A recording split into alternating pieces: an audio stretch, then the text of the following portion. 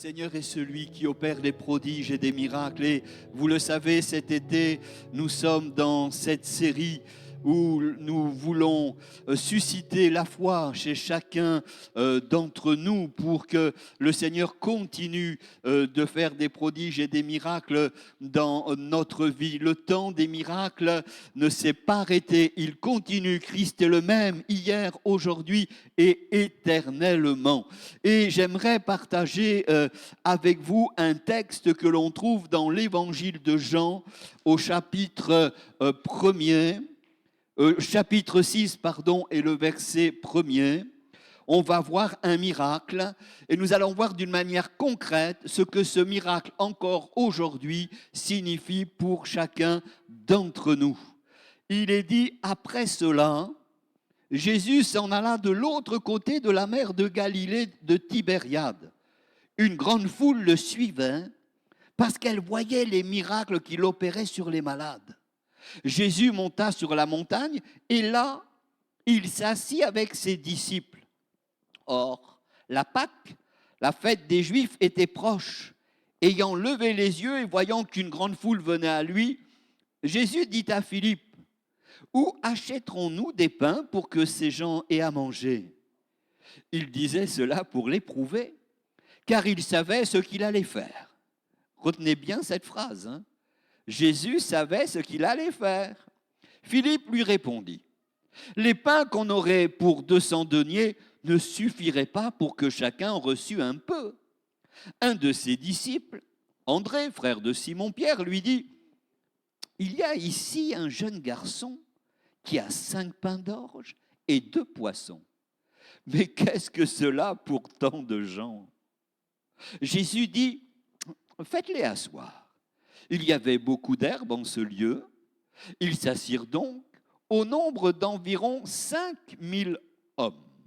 Jésus prit les pains, rendit grâce, puis les distribua à ceux qui étaient assis. Il leur donna de même des poissons, autant qu'ils en voulurent. Retenez ça. Autant qu'ils en voulurent. Lorsqu'ils furent rassasiés, il dit à ses disciples, il faut faire un peu de ménage quand même, hein, ramassez les morceaux qui restent, afin que rien ne se perde. Ils les ramassèrent donc, et ils remplirent 12 paniers avec les morceaux qui restèrent des 5 pains d'orge, après que tous eurent mangé. Alléluia. Amen. Bien-aimés, ce matin, aujourd'hui, il faut que nous puissions ouvrir notre cœur devant une vérité. Chaque fois que j'ouvre la parole de Dieu, c'est peut-être parce que j'avance en âge, moi je vois toujours une vérité extraordinaire de la parole de Dieu. Parce que je m'aperçois ici que lorsque les hommes ou les femmes que nous sommes arrivent au bout de nos ressources, je dis gloire à Dieu, parce que quand je lis les Écritures, je m'aperçois dans ce texte comme dans d'autres, que Dieu n'arrive jamais au bout de sa puissance, lui. Parce que notre Seigneur Jésus-Christ va toujours demeurer celui qui peut créer une solution là où nos yeux humains ne voient aucune possibilité. Et c'est vrai, c'est vrai. Je vis dans le même monde que vous. Il y a des moments dans la vie où vous et moi, on a l'impression que tout est terminé. Et nous regardons nos mains et nous constatons que nous n'avons presque rien. Ou nous regardons notre avenir et nous avons peur. Parce que si on écoute un peu ce monde, eh bien, on voit que les ressources semblent insuffisantes face aux défis qui vont se présenter devant nous. Certaines personnes arrivent aussi devant Dieu avec une situation qui ressemble beaucoup à cette foule dans les évangiles. C'est peut-être votre cas ce matin. Beaucoup de besoins, beaucoup de questions dans un cœur, beaucoup d'inquiétudes et en fin de compte, très peu de moyens pour répondre aux circonstances qui semblent trop grandes pour vos forces. Et peut-être qu'aujourd'hui, quelqu'un est venu dans ce lieu avec un manque dans sa vie. Peut-être que c'est une maladie qui dure depuis longtemps. avec une situation familiale difficile, peut-être une porte qui est fermée, qui semble impossible à ouvrir, ou alors avec un combat intérieur que personne autour de vous ne connaît. Mais je le répète depuis des semaines, et je me le répète tous les jours, il y a Jésus-Christ, la bonne nouvelle de l'Évangile. Je crois qu'il y a longtemps que je n'utilisais plus cette expression, la bonne nouvelle de l'Évangile. Oh, ça fait vieux, ça fait ringard. Croyez-moi, ça fait vieux, ça fait ringard. Mais je ne peux rien dire que la bonne nouvelle. L'Évangile, c'est une bonne nouvelle. Jésus n'est jamais limité parce qu'il nous limite nous. Jésus n'est jamais découragé parce qu'il nous décourage. Et Jésus n'est jamais arrêté parce qu'il semble impossible aux yeux des hommes. Voilà pourquoi dans ce chapitre 6, on découvre, oui, une foule immense qui suit Jésus. Oh là là, j'aurais voulu être là, hein, croyez-moi. Hein. Mais même si elle suit Jésus, elle a un problème. Elle a faim. Elle a faim. Et les disciples regardent seulement le problème, tandis que Jésus regarde déjà la solution. Nous devrions nous mettre en perspective de Jésus. Le miracle de la multiplication des pains ici, c'est pas seulement une histoire qui concerne quelques pains et quelques poissons. Non, c'est pas ça le but et la finalité. Mais c'est surtout une révélation de la nature de Jésus, de son amour pour les personnes qui sont dans le besoin, dans cette puissance surnaturelle et de sa capacité à lui, pas à nous, à utiliser ce que nous plaçons entre ses mains. Parce qu'on ne s'en rend pas compte, mais on a plein de choses, nous, que l'on peut donner au Seigneur. Quelqu'un peut-être peut dire aujourd'hui, pasteur, c'est bien beau ce que tu es en train de raconter, mais moi, je n'ai plus assez de force. Moi, je n'ai plus assez de ressources. Je n'ai même plus assez de courage parce que je n'arrive pas à trouver de solution. Mais vraiment de la part de Dieu, Jésus te dit qu'une seule chose, donne-moi ce que tu as et regarde ce que je peux accomplir avec cela. À une époque, je n'étais pas serviteur, j'étais dans les rangs et j'étais clarinettiste. Ça vous paraît incroyable. Je joue de la clarinette. J'ai envie de rejouer là, je vais revenir. J'ai une clarinette, je sais jouer de la clarinette. Qu'est-ce que j'ai fait? Eh bien, je suis monté sur l'estrade et j'ai mis ce petit don au service de Dieu. Qu'est-ce que tu as entre les mains? Peut-être que toi, entre tes mains, tu es un super comptable, une super comptable. Qu'est-ce que tu pourrais faire pour le Seigneur? Toi, tu es dans telle ou telle situation, tel ou tel travail. Qu'est-ce que tu pourrais faire dans le Seigneur? Donne-moi ce que tu as et regarde ce que je peux accomplir. Vous savez, la première des choses que j'aimerais développer, c'est que Jésus voit ton besoin avant que toi, tu trouves ta solution. Et c'est ce que dit le verset 5 de l'évangile de Jean.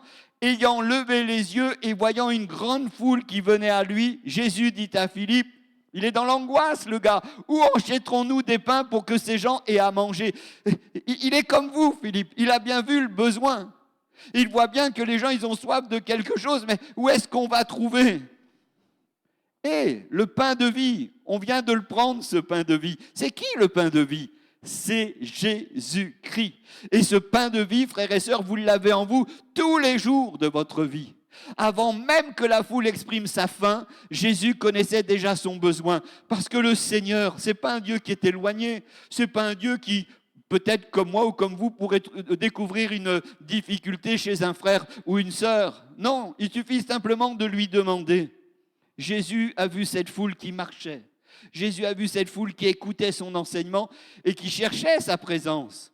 Voilà pourquoi son cœur est rempli de compassion. Voilà pourquoi il est préoccupé par une situation ici physique, autant que leur situation spirituelle. Lorsque Jésus va demander à Philippe, où achèterons-nous des pains? Qu'on soit clair, hein, il ne pose pas cette question parce qu'il ne connaît pas la réponse, Jésus. Hein. Il la connaît la réponse, mais il veut révéler quelque chose à ses disciples concernant la grandeur de sa puissance. Vous savez, bien-aimés, dans nos propres vies de chrétiens en 2026 au Québec, parfois Dieu permet que nous rencontrions une situation impossible pour une seule chose, pour nous apprendre que notre confiance ne doit pas être placée seulement dans nos capacités humaines, mais dans sa fidélité éternelle. Philippe, il regarde la foule, il fait bien. Et le gars, il calcule immédiatement le prix nécessaire pour répondre aux besoins. Il est terre à terre, mais il avait raison. Il ne raisonne pas avec son cœur devant le problème. Et des fois, c'est mon problème. Si c'est le mien, ça doit être aussi le vôtre. Il raisonne avec quoi, lui? Et je ne lui jette pas la pierre parce qu'il a raison. Lui, il raisonne avec les chiffres. Ah, il n'y en aura pas assez. Hein. Est-ce qu'il avait raison de raisonner comme ça? Mais bien sûr, parce que lui, il ne pensait pas qu'il y allait y avoir une multiplication des pains. Il raisonne avec les chiffres. On n'a pas assez d'argent pour la foule. 5000 hommes. On est d'accord, sans compter les femmes et les enfants. Hein. On pourrait presque doubler peut-être. Il regarde les ressources disponibles. Est-ce qu'on ne fait pas ça, nous, des fois? Il analyse la situation avec une logique humaine. Mais Jésus voulait lui apprendre une autre manière de regarder la perspective de la foi, frères et sœurs. Pour ton prodige, pour ton miracle, il faut la perspective de la foi. Beaucoup de personnes vivent avec une vision dominée par leurs problèmes. Parce que nous regardons constamment à ce qui nous manque. C'est pas vrai? Ça, je ne l'ai pas, ça, je ne l'ai pas. Oh, j'aurais désiré l'avoir. Au lieu de regarder avec ce que nous avons déjà. Mais nous avons des choses extraordinaires spirituellement. N'est-ce pas? Est-ce qu'il n'y a que moi qui prie pour les malades? Moi, je vous autorise au nom de Jésus de prier pour les malades quand vous pouvez le faire. Il doit y avoir des situations disant « Monsieur, madame, je viens de vous écouter discrètement. Il faut faire attention, on n'est pas des fous furieux. Mais là où vous êtes, est-ce que vous me permettez de prier pour vous ?» Mais bien sûr, on va le faire. Et c'est une force. Si vous ne priez pas pour les malades, si vous ne priez pas pour les gens qui sont dans les besoins, personne ne le fera. Et croyez-moi, la réaction quand vous priez pour quelqu'un, c'est toujours la même. Merci. Oh, merci. On n'avait jamais fait ça pour moi. Il n'y a que moi qui expérimente ça ou d'autres? Il n'y a pas que le pasteur qui peut prier pour les malades. Ah, frères et sœurs, je m'excite un peu, mais Jésus nous invite à changer notre regard, à comprendre que notre situation n'est jamais cachée devant lui, parce qu'il connaît chaque détail de votre vie avec une attention remplie d'amour et de compassion. Si quelqu'un était malade aujourd'hui, vous croyez que Jésus ne connaît pas votre douleur? Si quelqu'un est fatigué, vous croyez que Jésus ne comprend pas votre fatigue? Il vous connaît, les nuits difficiles que vous avez traversées. Eh bien, il vous invite ce matin-là à venir à lui avec confiance, toujours dans la même chose, dans la prière. Et si vous traversez, pourquoi pas, j'aime pas trop parler de ça, mais je vais en parler. Une période de manque financier. Vous savez, j'ai plus ceci, j'ai plus cela, j'ai plus d'argent, etc. Entre parenthèses, j'aimerais dire, mais comment tu l'as dilapidé cet argent? Des fois. C'est nous-mêmes, des fois, qui nous mettons dans des situations financières un peu particulières. Mais si ce n'était pas le cas, que c'était autre chose, tu ne crois pas que Jésus ne connaît pas tes besoins? Tu ne crois pas que Jésus n'est pas capable d'ouvrir une porte que personne ne peut fermer? Si vous portez un fardeau émotionnel, un fardeau familial, on ne sait pas ce qu'il y a derrière votre porte. Jésus voit ce que les autres ne voient pas. Hein. Il sera toujours capable de vous fortifier dans votre marche. Vous savez, quand il y a le silence de Dieu, je crois que je le dis 10 000 fois par an, le silence de Dieu, ce n'est pas l'absence de Dieu. L'attente de Dieu, ce n'est pas l'abandon de Dieu. Mais lorsque nous ne voyons pas encore le miracle arriver, Jésus travaille souvent dans les coulisses, vous le savez, pour préparer ce que nos yeux vont découvrir au moment opportun choisi par le Maître. Et puis ce que je vois dans ce texte, c'est que Jésus, c'est ça qui est beau, il peut utiliser ce qui semble insuffisant pour accomplir l'impossible. Versets 8 à 9, un des disciples, André, frère de Simon, lui dit: il y a ici un jeune garçon, un petit gars, là, il a 5 pains d'orge, 2 poissons, mais ça ne sera pas suffisant. C'est moi qui le dis. Hein. Mais qu'est-ce que cela pour autant de gens? Ça veut dire, mais ça ne sera pas suffisant. Il découvre quelque chose, mais même dans ce qu'il découvre, ses yeux disent, ça ne va pas marcher. Et pourtant, dans les yeux de Jésus, c'est le même petit garçon avec les mêmes ressources, et lui, il va faire quelque chose. Parce qu'après, quand on constate le besoin immense de la foule, ben oui, les disciples, ils découvrent maintenant une ressource très limitée qui semble totalement incapable de répondre à la situation. Et des fois, nous sommes dans la même situation mentalement et spirituellement. Parce que André, il arrive à une observation qui est très honnête. très honnête. Il existe bien quelque chose, mais ça paraît tellement petit devant le problème. Il y a plein de choses comme ça. Moi, il y a un truc qui me semble tout petit devant tous les problèmes que nous pouvons avoir. Ça va, je vais vous choquer. La prière. Ça ne semble pas tout petit, la prière. Enfin, la prière, ça semble tout petit. La prière devant les nations, on peut apporter une prière devant les nations? Oui. On peut apporter une prière devant un besoin particulier? Oui. Et pourtant, la prière, c'est le sentiment de notre cœur, le besoin que nous voyons. Mais quand c'est dans la volonté de Dieu, cette prière, elle s'accomplit, frères et sœurs. Ah là là là. Il aurait pu dire, ce que je possède, ça ne change rien à cette situation. Alors autant conserver mes propres besoins, le petit garçon. Mais lorsque ce petit garçon va accepter de donner ce qu'il possède, là encore, on comprend un enfant, quoi. La simplicité du cœur, c'est de ça dont ça nous parle. On est d'accord, c'est un petit repas. Ça va devenir un instrument dans les mains du Créateur. Parce que vous savez quoi, il faut bien comprendre quelque chose ce matin. Ce n'est pas la grandeur du don qui attire l'attention de Jésus, hein, mais c'est la disposition du cœur qui accepte de lui faire confiance. Dans toute la Bible, je peux regarder toute la parole de Dieu, Dieu utilise souvent ce que les hommes considèrent comme insuffisant. J'ai 2-3 exemples, hein, vous les connaissez comme moi. Il va utiliser un certain Moïse. Qu'est-ce qu'il a, Moïse, pour ouvrir la mer Rouge? Non mais, on croit rêver. Un bâton. Non mais là, Momo, ça ne marche pas. Un bâton, c'est pas insuffisant, un bâton. David, face au grand géant Goliath, c'est pas insuffisant une petite pierre avec sa fronde contre un gars de près de 3 mètres? Eh, oh. Une veuve. Avec quoi? Il y en a plusieurs, mais celle-là, elle a une petite poignée de farine. Elle a un petit peu d'huile pour manifester sa provision. C'est pas ridicule? Vous savez, quand je regarde les évangiles, Jésus veut utiliser les premiers disciples. C'est quoi ces premiers disciples? Moi, je me sens concerné. Je suis comme eux et vous êtes comme eux. Des hommes simples. Des hommes qui n'avaient pas une influence particulière pour annoncer l'évangile au monde entier. Mais vous savez quoi? Devant nos difficultés, le miracle, il est là. Dieu n'est pas limité par la faiblesse de l'instrument, parce que sa puissance, elle dépassera toujours les limites humaines. Dieu commence souvent avec ce que tu possèdes déjà. Et ce que tu gardes pour toi, oui, ça pourrait rester limité, mais ce que tu vas lui confier, ça va devenir une bénédiction. Je crois qu'il existe une différence, j'aimerais faire un tout petit point, entre posséder quelque chose et le consacrer à Dieu. Eh oui, parce que lorsque nous regardons uniquement pour nous-mêmes, eh bien c'est sûr, nos ressources, elles restent enfermées par nos propres limites. Mais lorsque nous plaçons nos capacités, ça peut être notre temps, nos biens, nos talents, notre vie entre les mains du Seigneur, alors là, il peut multiplier d'une manière qu'on n'aurait jamais imaginée.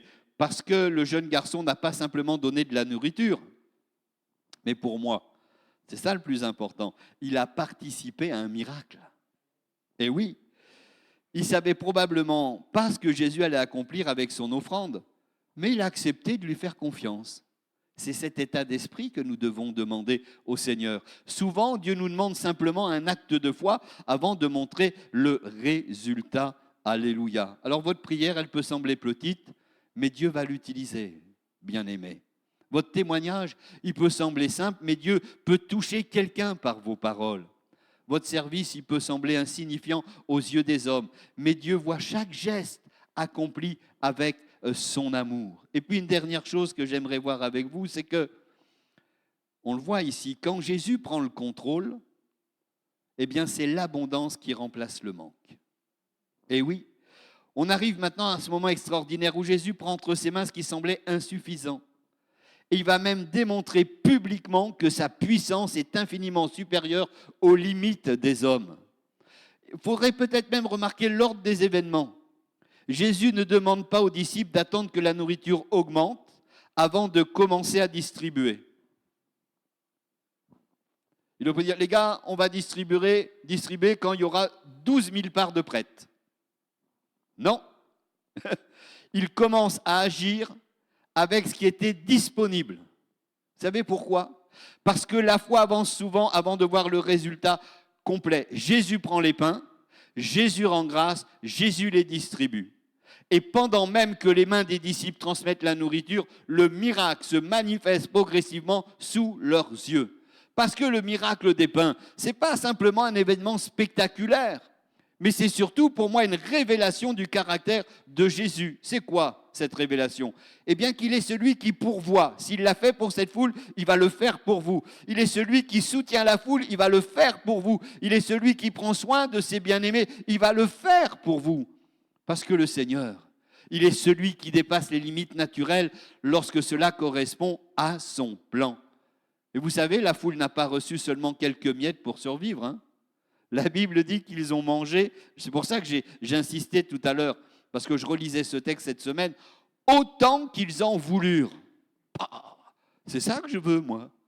Autant que tu en veux, oui, oui, je vais t'en donner, dit le Seigneur, autant qu'ils en voulurent. Ça signifie que Jésus n'est pas un Dieu qui agit avec avarice.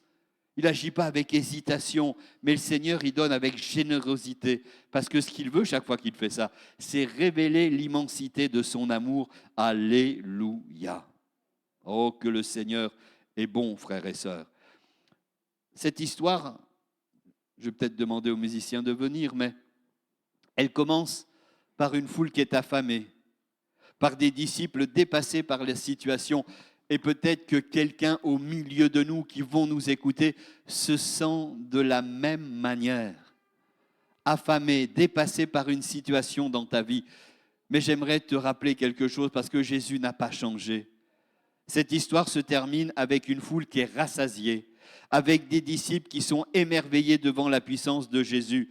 Vous savez quoi, bien-aimés? La grande question aujourd'hui, ce n'est pas seulement quelle est la grandeur de ton problème, mais la question est, quelle est la grandeur de ton Dieu? Quelle est la grandeur de ton Dieu? Les disciples voyaient 5 pains et 2 poissons. Jésus voyait une multitude nourrie. Les disciples voyaient un manque. Jésus va voir une opportunité. Les disciples voyaient une impossibilité. Jésus voyait un miracle. Peut-être que vous êtes venus aujourd'hui dans ce lieu avec une situation qui semble sans solution. Et je vous comprends, bien-aimés. Peut-être que vous avez entendu des paroles décourageantes tout au long de la semaine. Et vous êtes dit, il faut que je revienne dans la maison du Seigneur parce qu'il n'y a que là que le pain de vie va me faire du bien. Jésus, l'évangile, une bonne nouvelle pour ceux qui croient. Peut-être que vous avez perdu l'espoir, mais j'aimerais vous dire, Jésus est encore celui qui peut intervenir dans les situations désespérées. Il est celui qui a pardonné les péchés. Il est celui qui a restauré des vies. Il est celui qui révèle les personnes brisées et il appelle celui qui donne une nouvelle espérance. Et moi, je crois qu'aujourd'hui, bien sûr, vous le savez comme moi, le plus grand miracle que Jésus veut accomplir commence dans chacun de nos cœurs. Avant de changer les situations extérieures, et il va le faire, il veut surtout transformer votre vie intérieure. Aujourd'hui est un jour de grâce. C'est un jour où il vous appelle, un jour qu'il vous rappelle son amour et il vous entend. Venez à lui ce matin. Mais comment je peux venir? Tu viens tel que tu es, avec ton passé, avec tes blessures, avec tes erreurs, avec tes fardeaux. Parce que seul Jésus est capable de pardonner et de donner une vie nouvelle. Et pour ceux qui seraient malades, qui ont besoin de l'intervention du Seigneur, on va prier comme toutes les semaines, ces dernières semaines, avec imposition des mains pour les malades. Et je demanderai à se préparer notre sœur Luce qui va prier aussi avec moi. Le Seigneur Jésus, on vient devant lui avec foi et humilité. Tu connais chaque personne, Seigneur, qui souffre aujourd'hui. Seigneur, tu connais chaque maladie, chaque douleur, chaque combat caché. Mais moi, Seigneur, je te demande d'éteindre ta main sur ceux qui ont besoin de ton intervention. Je demande au Seigneur d'intervenir dans les cœurs et les corps qui sont affaiblis, les cœurs qui sont troublés. Renouveler peut-être chez quelqu'un une espérance, un souffle nouveau dans sa foi. Et que sa présence remplisse chaque personne qui se tourne vers lui. Bien-aimé, si quelqu'un, un frère, une sœur, un bien-aimé a besoin de Dieu, venez sur le devant. Et on va prier pour vous. Qu'est-ce que tu as entre tes mains? Tu as beaucoup plus que tu ne le penses. Tu as cette foi, cette espérance d'un Dieu créateur et sauveur qui veut venir à ton secours. Si quelqu'un a un besoin, peut-être physique, de maladie, nous prions pour les malades. Je ne baisse pas les bras, je veux encore prier pour les bien-aimés. Priez pour ceux qui ont besoin d'accepter Jésus dans leur cœur. Priez pour ceux qui ont un besoin physique, une maladie, quelque chose qui les handicape. Le Seigneur va venir comme il l'a fait pour cette foule. Apportons-lui ce que nous avons, même si ces difficultés, on les met aux pieds du Seigneur. Que celui ou celle qui a besoin que je prie pour